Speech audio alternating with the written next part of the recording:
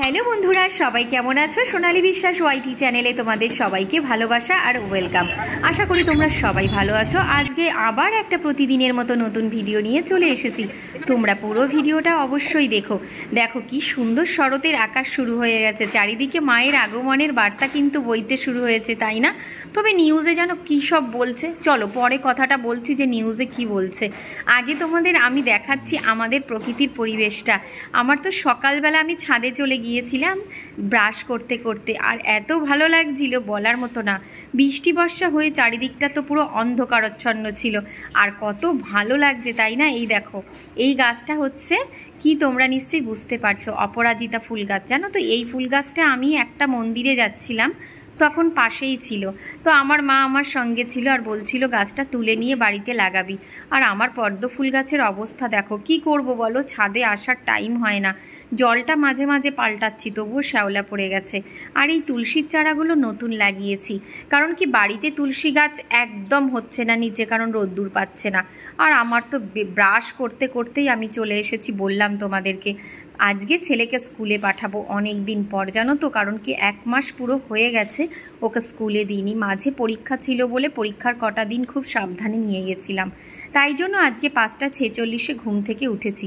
ঘুম থেকে উঠে সকালের যেই কাজকর্মগুলো করার পর এখন অবশেষে 7:30 বাজে, মানে যখন এই ভিডিওটা করছি তখন 7:30 বাজে সকাল। তখন আমি ব্রাশ করছিলাম, আর এদিকে ভাতটা বসিয়ে দিয়েছি, কারণ ভাতটা হয়ে গেলে বাবুসোনার আবার খাবার বসাতে হবে। তো আমাদের ভাত, আমার বরের, আমার শাশুড়ি মা বাড়িতে নেই, কারণ উনি গেছে গুরু ভাইয়ের বাড়িতে পাগলচাঁদের অনুষ্ঠান বাড়িতে, কারণ এদের বংশে আবার পাগলচাঁদ মতে তো সবাই। তো সেই জন্য ঠাকুরের গ্রাম গান কীর্তন, পাগলচাঁদের কালকে জন্মদিন গেছে, তো সেই কারণে অনেক অনুষ্ঠান হয়, অনেক আনন্দ করা হয়। আর সেটা হয় বগুলাতে। আমি যদিও 2-1 বার গেছি, বেশ ভালো লাগে জানো তো। তোমরা যদি পারো একবার পাগল বাড়ি ঘুরে আসতে পারো। পাগলচাঁদের মতে যারা থাকে তাদের কিন্তু রূপোর কাঠি আর চন্দনের মালা গলায় নিতে হয়। তো যদিও আমি এখনও সেটা সম্বন্ধে ভাবিনি, কারণ আমি কৃষ্ণ মন্ত্রে দীক্ষিত নেব ইচ্ছা আছে, তো সেই কারণে আমি ওইটা আর ধারণ করতে পারিনি। তো মনে মনে সবাইকেই আমি ধারণ করে নিয়েছি। চলো, কথা বলতে বলতে আমার ব্রাশ করা হয়ে গেছে, আমি ছাদের থেকে নিচে নেমে এসেছি, আর এদিকে জল নিয়ে মুখটা ধুয়ে নিচ্ছি। আর এদিকে আমার ছেলে আর আমার বর ঘুমাচ্ছে, কারণ ওরা তখন ঘুম থেকে ওঠেনি। আমি ফটাফট সমস্ত কাজ প্ল্যানিং অনুযায়ী করে নিচ্ছিলাম, কারণ কি বলো তো, আজকে তো সোমবার, ভোলেনাথের দিন। আজকে ভোলেনাথকে জল ঢালে পুজো দিতে হবে, আর প্রতিদিনই জল ঢালা হয়, কিন্তু সোমবারটা একটু স্পেশালি। তো যাই হোক, আমি এখনও স্নান করিনি, পুরো কিছু কাজ কমপ্লিট করার পরে আমি স্নান করব। তো চলো, জল খাবো সকালবেলা খালি পেটে, তো জল ঢালা নেই। এই জারটা একটু নতুন আছে, এটাকে এখন কেটে নিয়ে এই জারটা ভরবো। পাশের জারটা খালি হয়ে গেছে। যে দাদাভাইটা আমাদেরকে জল দেয় তিনি আবার জলের খালি জারগুলো নিয়ে যায়, তো অবশেষে তারপরে আবার ভরা জার দিয়ে যায়। একদম ভালো লাগে না আমার কেনা জল খেতে, কিন্তু কি করব, এখন এমন সময় সুযোগ হয়ে গেছে যে আবার জল নিয়ে আসতে ভালো লাগে না। কিন্তু টাইম কলের জলটা জানো তো খুব ভালো লাগে খেতে, কিন্তু এই কেনা জল কেমন যেন তিতকুটে থাকে। আসলে ক্লোরিন মেশানো থাকে, তো এগুলো বেশি খাওয়াও ঠিক না। কি আর করব, 7:30 সকাল বাজে, পুরো জলটা গরম করে দিয়েছে। আর এদিকে ভাতটা হয়ে গেছে, মার গালতে দিয়েছি, তো জল গরম হয়ে গেছে, এবার গ্লাসে ঢেলে নেব। গ্লাসে ঢেলে নিয়ে এর মধ্যে একটা জিনিস অ্যাড করব, সেটা মধু। কারণ কি মধু জলটা আমি কিন্তু বরাবরই খাই, পেটে চর্বির জন্য না। অ্যাকচুয়ালি মধু জলটা খেলে না ইমিউনিটিটাও ভালো থাকে, আর শরীরে অনেকটা শক্তি ভালো থাকে। তো যাই হোক বন্ধুরা, তোমরা কেমন আছো অবশ্যই কিন্তু কমেন্ট করে জানাবে, কারণ কমেন্টে অনেক দিন কোনো কারো রেসপন্স করা হয় না। কারণ অনেকেই কমেন্ট 2-4 জন করে, কিন্তু আমার কমেন্টের কোনো রেসপন্স করা হয় না। তো যাই হোক, আমি স্নানে যাব। স্নান কমপ্লিট করে আমি কিন্তু পুজো কমপ্লিট করা হয়ে গেছে, তোমাদের কিন্তু সেই ভিডিওটা আমি স্কিপ করে দিয়েছি। দেখো, সকাল 7:30 পৌনে 8 বাজে, আমার ঘরে ঠাকুরকে ভোগ দেওয়া হয়ে গেছে, আর আমার লক্ষ্মীনারায়ণ আর গোপুসোনা কি সুন্দর চকচক করছে তাই না? চলো, এইদিকে আমি আবার জল গরম বসাচ্ছি, কারণ কি আমার বর আর আমার ছেলে ঘুম থেকে উঠে গেছে, ওদেরকে গরম জল দিতে হবে। কি বলো তো, উষ্ণ গরম জল খাওয়ার অভ্যাস সবারই, কারণ এতে গ্যাস অম্বল হয় না, আর শরীরটাও ভালো থাকে, আর সত্যি কথা বলতে পেটটাও পরিষ্কার থাকে। আর এদিকে ছেলের ভাত রান্না রান্না করব, নিয়েছি ডাল আর দুটো আলু আর চাল সঙ্গে। তো আবার ফ্রিজে তাকালাম, দেখলাম যে কাঁচকলা আছে, পটলও আছে। তো সেগুলোকে আবার একটু সুন্দর করে পরিষ্কার করে একটু দিয়ে দিলাম, কারণ শুধু আলু দিয়ে প্রোটিন তো অতটা পাওয়া যায় না।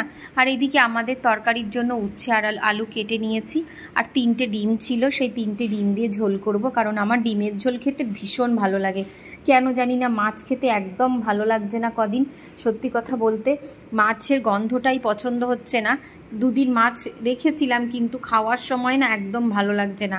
তো যাই হোক, ছেলের ভাতটা বসিয়ে দিয়েছি, আর এদিকে প্রায় সিটি অনেকগুলো হয়ে গেছে, দেখতেই পাচ্ছ উপর দিয়ে কেমন একটা হয়ে গেছে। তো এদিকে একটুখানি ডিমের ঝোল করব, তাই জিরে, আদা, কাঁচা লঙ্কা বেটে নিয়েছি। বেশ সিম্পল, খেতে ভালো লাগে, গোলমরিচও দিয়েছি। আর এদিকে ছেলেকে বলেছি স্নান কর, 9টা বেজে গেছে, 9টা 17 বেজে গেছে, ওকে স্নান করার জন্য গরম জল দিয়ে দিয়েছি।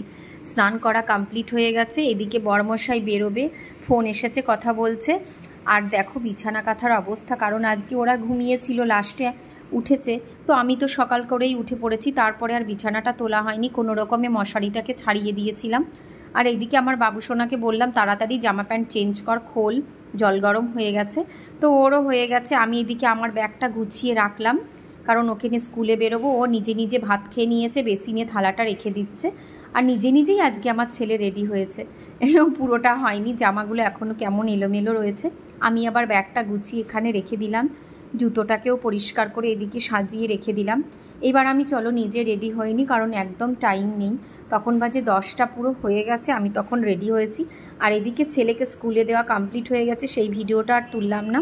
ছেলেকে স্কুলে দিয়ে অটোর জন্য দাঁড়িয়ে রয়েছি চাকদা থানার কাছে। তো সেই মুহূর্ত এই ভিডিওটা তোলা আছে। বাড়িতে চলে এলাম, কি কি কিনেছি দেখো। কর্পূর কিনেছি, কারণ কর্পূর দিয়ে বাড়িতে আরতি দেওয়ার জন্য বাড়ি খুব পজিটিভিটি আনে। আর এইদিকে ব্যাগটা ছিঁড়ে গেছে বলে সব ব্যাগ থেকে নামিয়ে নিলাম। এই বিস্কুটের প্যাকেটটা আমার চা দিয়ে খেতে খুব ভালো লাগে, তাই জন্য এটা কিনে নিয়ে এসেছি। 30 টাকা দাম নিল, বাবা কত কিছু দাম বেড়ে গেছে। তো দেখো আমার ব্যাগের নাতাটা খুলে গেছে, ওটা আমি সেলাই করে নেব। বিভৎস গরম, মানে বাড়িতে এসে পুরো চেঞ্জ করে হাতে মুখে জল দিয়ে এবার ডাইনিং রুমে পা ছড়িয়ে একটু বসবো।